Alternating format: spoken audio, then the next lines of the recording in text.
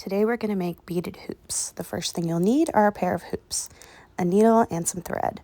Start by tying your thread onto the hoops, doing a double knot. You'll want probably 5 feet of thread. Then I'm going to start off with 4 seed beads. Now push them down to the base, then take your needle, put it through the hoop, pull, and then put your needle through the top 2 beads. Just like this. Now when you pull, it's going to create a loop around the hoop and your beads should sit next to each other. Now we're going to repeat this 2 beads at a time. Take 2 beads, put your needle through the hoop, pull, and then put your needle through the 2 beads. Just like this. Now we're just going to keep repeating this process until we're all the way around the hoop, 2 beads at a time. Most of my supplies are from Bedazzle. I have a link down in the description below for everything you'll need for this video. Now we're going to add our embellishments. So I'm going to start with 1 sequin, 1 pearl, 1 sequin, and 1 seed bead, just like this.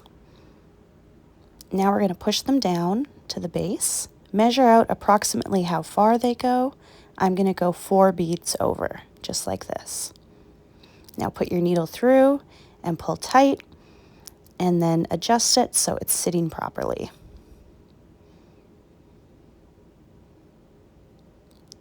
There you go. Look how cute it looks. Now we're going to go up through the next bead, like so, and repeat the process.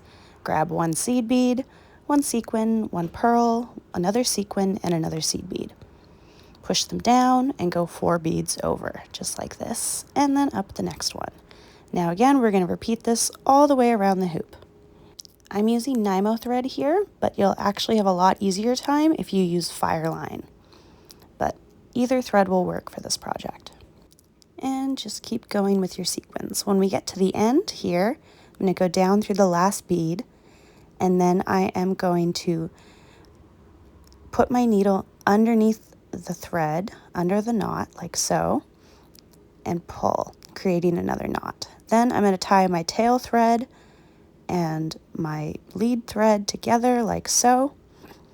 And finally, we can trim them off and burn it down with a lighter. And ta-da, here you are, all finished.